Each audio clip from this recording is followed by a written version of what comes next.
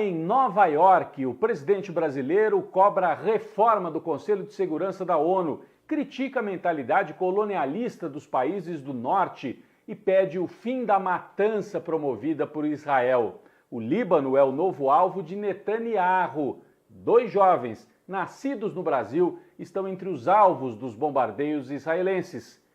Crescem as propostas para impor limites às bets, as casas de apostas que retiram das mãos das famílias mais pobres do Brasil milhões de reais todos os meses.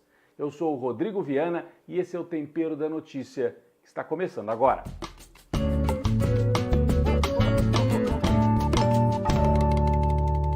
O presidente brasileiro fez um discurso de quase 20 minutos em Nova York, na abertura da Assembleia Geral das Nações Unidas. É uma tradição. O Brasil tem essa prerrogativa de abrir todo ano a Assembleia Geral da ONU. Os outros presidentes também faziam esses discursos. Agora, o que chamou a atenção foi a postura de Lula, né? Como um estadista dos poucos que restam no mundo, no momento em que o Ocidente, principalmente, vive uma decadência política com o avanço da extrema-direita, com muitas dificuldades. O Lula foi até a Assembleia Geral da ONU, fez o diagnóstico dos problemas vividos pelas Nações Unidas e cobrou reformas no Conselho de Segurança da ONU. O que é isso? A ONU tem lá mais de 200 países, né? Mas tem o Conselho de Segurança, que reúne as nações mais poderosas. São apenas 5, Estados Unidos, Inglaterra, Rússia, China e França.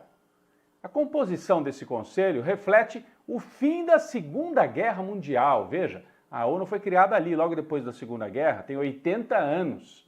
Né? Eram as forças que saíam da guerra, né, mais poderosas. Na época não era a Rússia, era a União Soviética, mas hoje é a Rússia. Então o que o Lula disse ali para os países membros? Com esta composição a gente não consegue dar conta do mundo de hoje. Precisa reformar. O Lula falou sobre a mentalidade colonialista dos países mais ricos do norte, do hemisfério norte, e disse: a África não está representada, a América Latina, e isso tem a ver com esse passado colonialista dos europeus principalmente, mas também dos Estados Unidos e outras nações. Vamos acompanhar um trecho da fala de Lula sobre isso, em que ele cobra mudanças na ONU. A reforma do Conselho de Segurança, com foco em sua composição, método de trabalho, direito de veto, de modo a torná-la mais eficaz e representativa das realidades contemporâneas. A exclusão da América Latina e da África de assentos permanentes no Conselho de Segurança é um eco inaceitável de práticas de dominação do passado colonial. Vamos promover essa discussão de forma transparente. Estas mudanças seriam necessárias para que a ONU tivesse capacidade de impor as suas resoluções, porque os países se reúnem ali, tomam determinadas decisões. Por exemplo, tem que parar o massacre promovido por Israel contra os palestinos. E o que acontece? Nada. Os Estados Unidos barram, o Conselho de Segurança não funciona. Então, o Lula fez essa cobrança por reformas e falou também abertamente, foi muito aplaudido ao citar a luta dos palestinos, a necessária representação dos palestinos que estão sendo massacrados por Israel. Dirijo-me em particular à delegação palestina que integra pela primeira vez essa sessão de abertura, mesmo que ainda na condição de membro observador.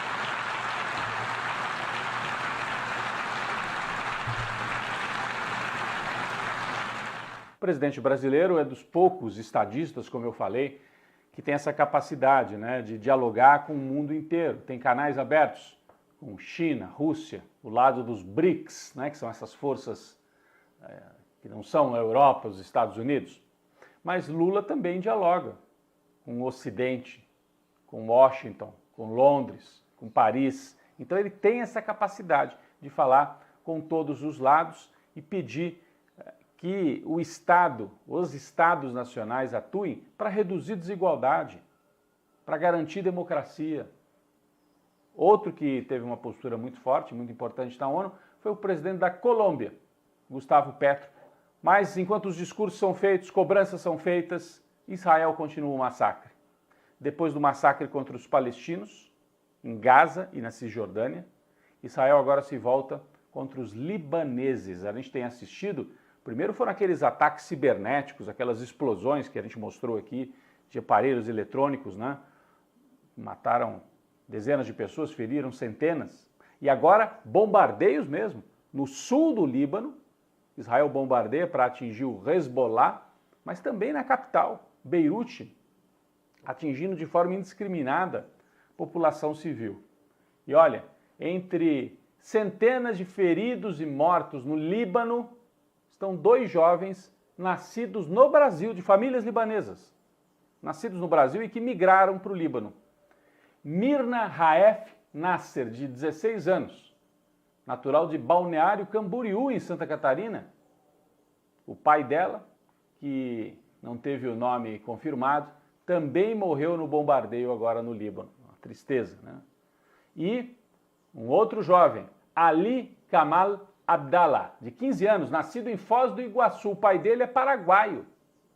Ele nasceu ali em Foz. Também a família migrou de volta para o Líbano e aí Ali Kamal morto pelas forças israelenses. É só para aproximar assim dos brasileiros, para vocês sentirem o tamanho do que está acontecendo lá no Oriente Médio. Existe o risco de uma guerra total, isso ficou mais forte. Os diplomatas brasileiros têm falado sobre isso, porque você já tinha Israel massacrando Gaza e Cisjordânia, que são os palestinos, agora atacando no Líbano. Israel, ao atacar o Líbano, ataca o Hezbollah, que é um grupo político e armado no sul do Líbano, que tem apoio do Irã. Então o Irã pode ser chamado também para a guerra. Olha o tamanho da encrenca. A Síria, que fica ali muito próxima do Líbano. A gente se aproxima de um momento de uma guerra total no Oriente Médio, que daí teria consequências para o mundo inteiro, consequências humanas, sociais e também econômicas, porque do Oriente Médio, todo mundo sabe, vem a maior parte do petróleo consumido no mundo. E há um problema sério que começou a ser debatido pela sociedade brasileira. A necessidade de impor limites para as chamadas bets, que são as casas de apostas. Você já viu aí no jogo de futebol, os times de futebol, todos patrocinados por casas de apostas. Mas tem um detalhe. O chamariz é o futebol, porque elas falam, aposta, quem é que vai ganhar? Aí o sujeito torce para um time e aposta no time dele. Só que quando ele entra ali, o futebol é o chamariz. Mas do lado da aposta para os jogos de futebol, existe uma espécie de cassino. E aí não tem nada a ver com futebol. Dentro do celular. Cassino, roleta. Aquilo que é proibido no Brasil. Mas as casas de apostas fazem. E capturam gente que acaba ficando viciada. É uma dependência. O jogo gera uma espécie de uma euforia e muita gente viciada no jogo eletrônico. É muito fácil, está dentro da casa, dentro do celular das pessoas. Então começa a gerar problemas de saúde pública e também problemas econômicos. A Confederação Nacional do Comércio lançou uma nota pedindo providências, porque tem dinheiro que poderia estar indo para o comércio, para o consumo de bens, de serviços, de produtos, e está indo para onde? Para aposta, para enriquecer meia dúzia. Um dinheiro que não gera nada, que vai parar em paraíso fiscal. Então, nota da Confederação Nacional do Comércio. E o Banco Central do Brasil lançou um alerta.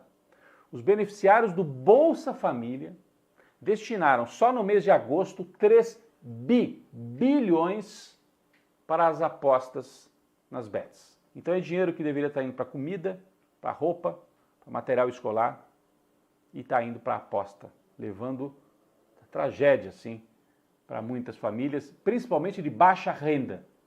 Principalmente de baixa renda. Tem proposta de criação de uma CPI das bets e tem debate também porque o Congresso acabou de aprovar uma regulação das bets, elas teriam que pagar imposto e tal. Mas não basta.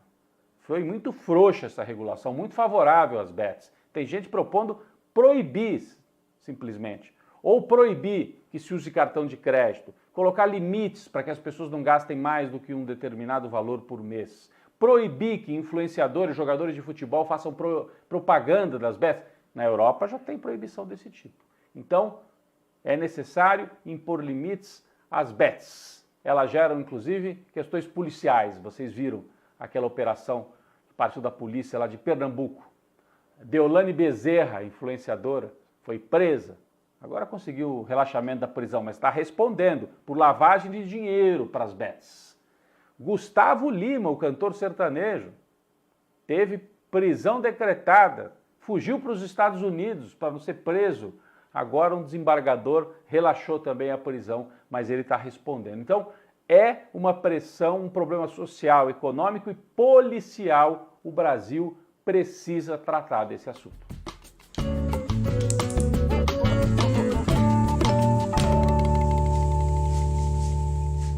Quem vai para a panela de pressão esta semana é a Justiça Eleitoral e o TSE, que é a autoridade maior da Justiça Eleitoral, porque não conseguiram colocar limites para os abusos e para a violência cometida pela extrema-direita, especialmente na eleição de São Paulo. Esta semana, mais um caso terrível. Um assessor de Pablo Marçal, Nahuel Medina, atacou com um soco o marqueteiro do prefeito Ricardo Nunes. Olha como é que ficou o marqueteiro. O ataque foi dentro do estúdio onde acontecia um debate. Correu sangue na eleição de São Paulo. Agora a presidenta do TSE, né, a ministra Carmen Lúcia, diz: não, vou colocar a Polícia Federal para investigar. É tarde, ministra. A violência se impôs e as pesquisas mostram que, apesar de tudo isso, o Pablo Marçal em São Paulo, esta semana saiu mais uma pesquisa, tem mais de 20% de intenção de voto. Então é um risco muito grande para a democracia. A Justiça Eleitoral não agiu e a democracia, na verdade, está em risco, porque é um caminho que, se não houver limites, outros vão adotar nas próximas eleições, outros extremistas. É muito perigoso o que está acontecendo no Brasil. A Justiça Eleitoral vai para a panela de pressão.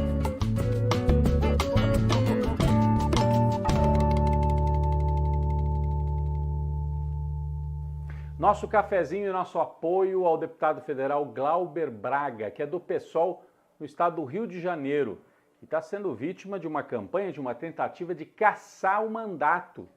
O mandato de Glauber está sob risco, porque ele se transformou num dos principais adversários do presidente da Câmara, Arthur Lira. Vamos lembrar que Glauber Braga é um dos deputados mais combativos, enfrentou, simplesmente, Eduardo Cunha, que era o poderoso presidente da Câmara e que foi uma espécie de inspiração para Arthur Lira, enfrentou o Sérgio Moro quando o Sérgio Moro era muito poderoso, foi o primeiro aí numa audiência lá no Congresso falar: Moro, você é um juiz ladrão, como se fosse o juiz ladrão do futebol. E agora tem enfrentado o Arthur Lira, colocado limites no Arthur Lira, que é o homem todo poderoso do orçamento secreto, né, controla uma bancada gigantesca. O Glauber está sendo acusado de ter retirado à força um provocador de extrema-direita que estava no Congresso, ofendeu inclusive a mãe de Glauber, já falecida. E essa está sendo a desculpa para caçar o mandato dele. Na verdade, é o Arthur Lira querendo dizer assim: ó, talvez a gente tenha que afastar o Brazão, que é aquele acusado pela morte da Marielle, que é de extrema-direita, então vamos entregar a cabeça também do Glauber. E aí o Arthur Lira faz um gesto para agradar a direita e ao mesmo tempo quer se livrar de um deputado como o Glauber, super combativo. Ele tem tido muito apoio, a gente tem imagens de atos importantes pelo Brasil, Rio de Janeiro e também em outras partes do Brasil, porque o Glauber é dos mais combativos deputados, merece todo o apoio, um cafezinho e que ele mantenha a luta e o mandato fundamentais na Câmara dos Deputados. Cafezinho para Glauber Braga.